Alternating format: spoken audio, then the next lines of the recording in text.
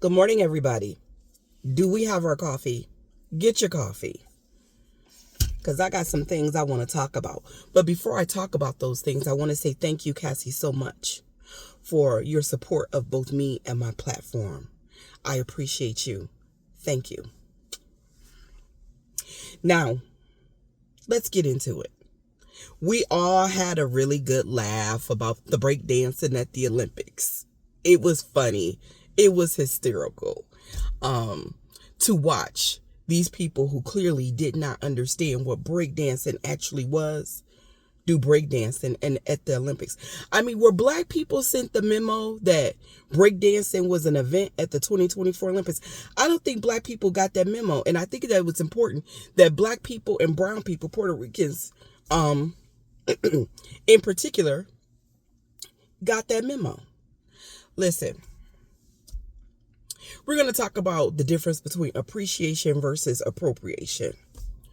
And we all know who birthed this style of dancing. We all know it was black folks. And we all know it was brown folks. And we all know that it came out of the Bronx. And it was this particular dance was made popular by a DJ Kool Herc, who is credited with introducing breakdancing to the world, in fact.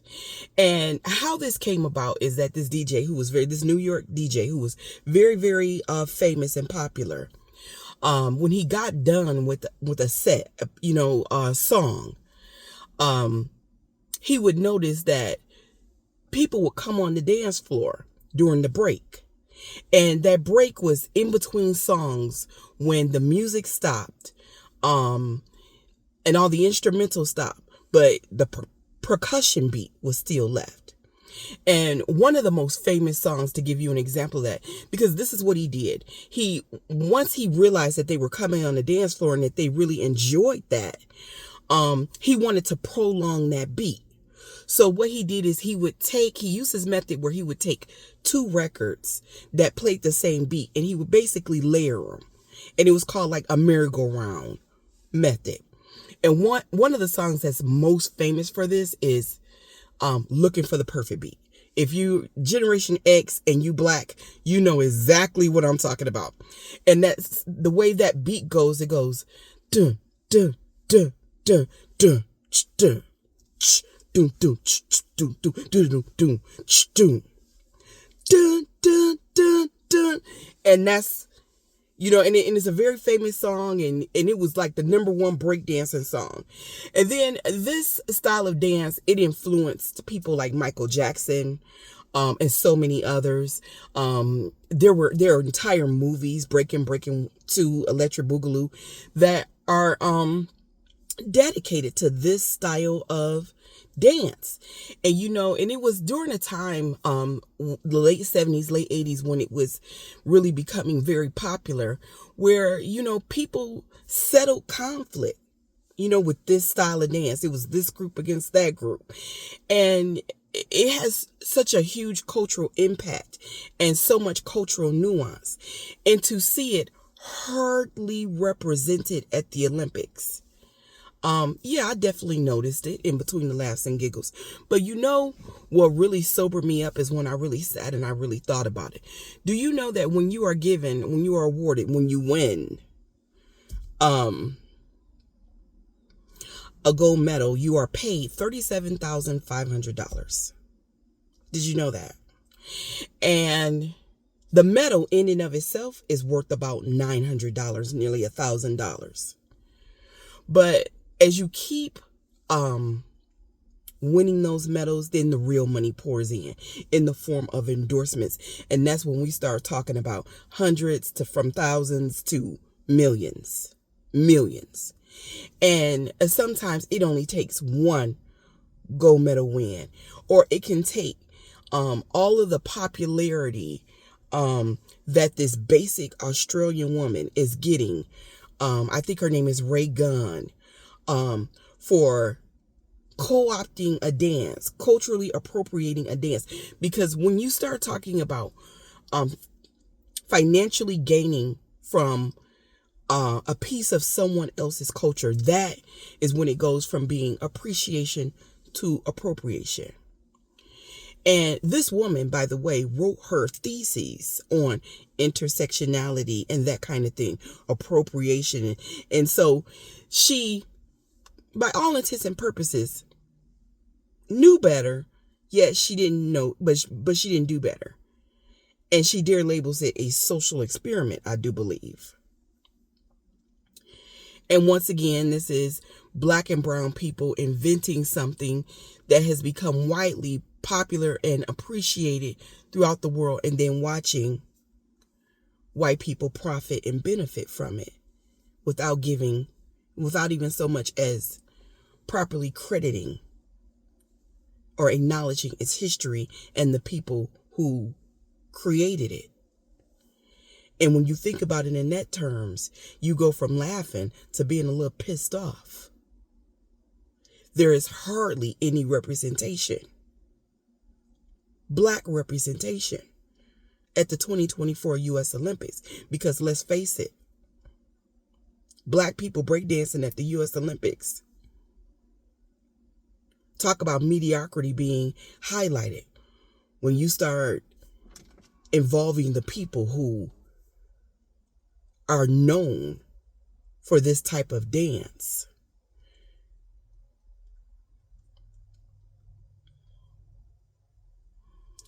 It starts pissing you off a little bit. Because if anyone should have been allowed to receive monetary gain, it should have been Black people. And they should have started in the Bronx first. Australia. This woman is known as one of Australia's best breakdancers. What does the worst look like?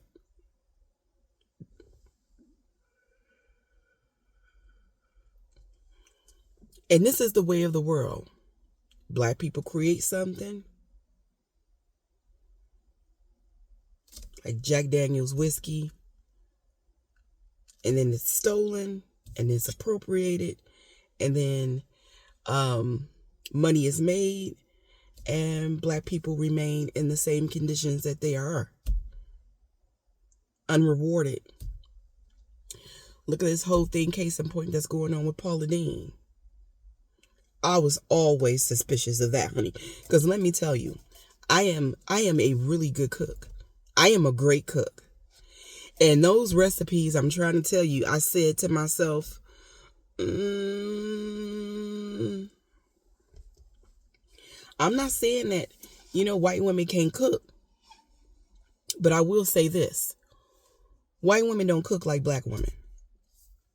Southern white women, I live in the South, do not cook like Southern Black women. And that's just facts. But when I saw that woman make that buttermilk fried chicken, I said, ain't no way. Ain't no way. Ain't no way that's her recipe. Ain't no way. Ain't no way. Ain't no way. Ain't no way. That's us. That's us. And so now her cook steps forward and says, those were all my recipes. This woman hardly paid me anything. I went to her, told her I could barely afford my medication. She always told me that if I stuck with her, that I too will be rich, and then she would take me along on the ride with her. And she didn't do that. Do you all remember the first Imitation of Life? Not the one with Lana Turner, the one with Claudette Colbert, the very first one. That, if you haven't seen that movie, it was about it was about the same thing, the little Black girl that didn't want to be Black.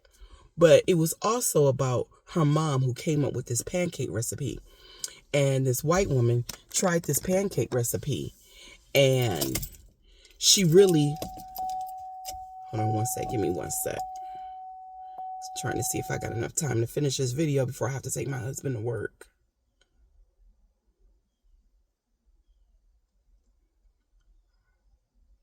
Oh, I got time. So she created this pancake recipe. It's very Aunt Jemima-ish. And these white folks, this white woman, instead of her being an actress, she was this poor white woman that invested in her a little bit and told her, hey, I'll give you 10 cents on every dollar And yeah, it made the black woman rich, but it's the way that the movie makes you feel like they did this black woman a favor, like they didn't literally just steal her recipe and only gave her 10% of her own creation while they took 90%. Isn't that the way of it?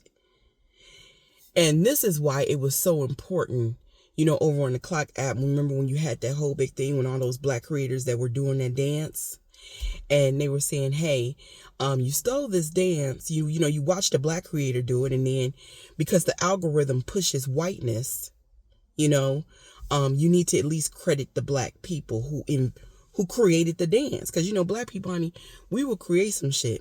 And dances, that's a real easy thing for us, And so remember when the one little girl, she went on a Tonight Show?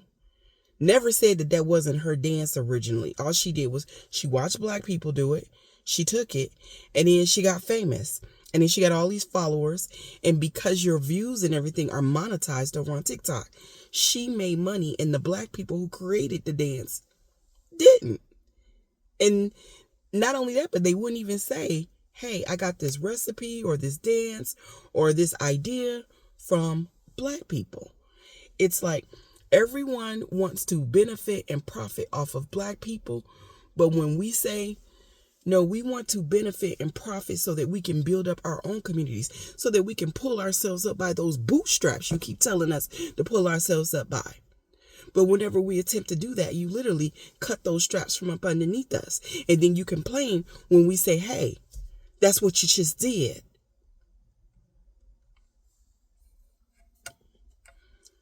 I tell you. And now we've got these two white women who've been called out over on the Clock app. One's name is Alex Earl. I told you they always dragging down these problematic white women down my timeline. And another one is somebody named Schofield or something like that. And then you seeing all of these black women, and I'm so disappointed. But they're younger black women. I'm going to give them some grace because we have to grow in our consciousness. We really do. And they're expressing their disappointment of how these white women that they followed and admired so much are racist.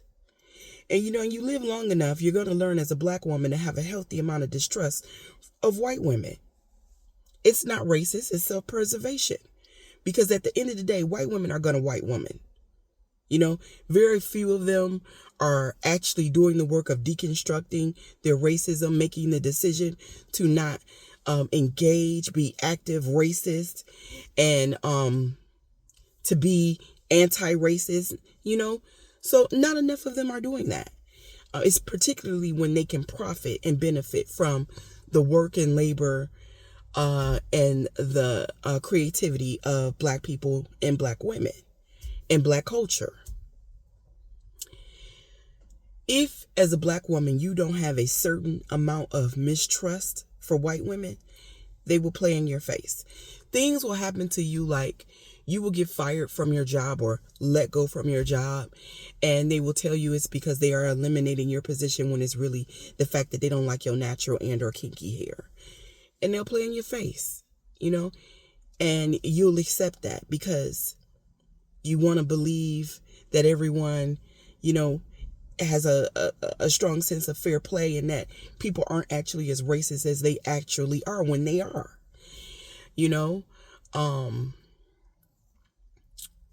They will tell you, it's raining, and the whole time they'll be pissing on your head. They will pay you less money and you won't know it if you don't have a healthy for doing the same job as your white co-workers, and you won't know it because you don't have a healthy mistrust of white people and, white women. And they will write papers about this whole thing, pretend to be liberals in order to get better grades. They will appropriate and benefit financially from your culture. If you do not have a healthy mistrust. I ain't saying you gotta hate white people. I don't hate white people. I don't hate white people at all. None whatsoever. But because of racism and the harm that it does people who look like me, I have a healthy mistrust of whiteness. And that's healthy. That's healthy.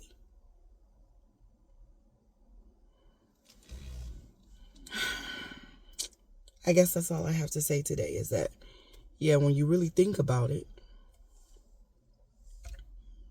it's infuriating.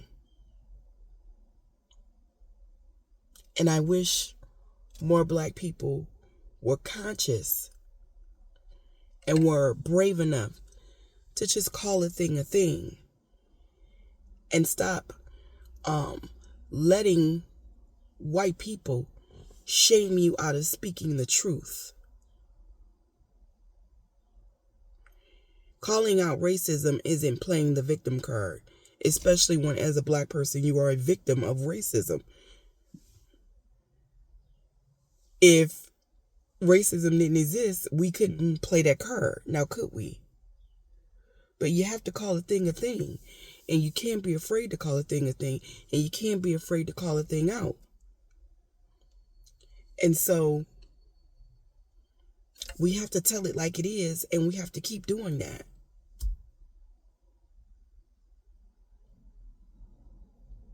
Because racism is wrong. And to call it out is right. No matter where you are, no matter who you are, no matter what you are, call it out.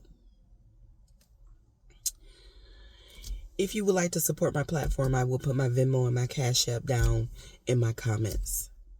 Thank you so much, and y'all have a great day.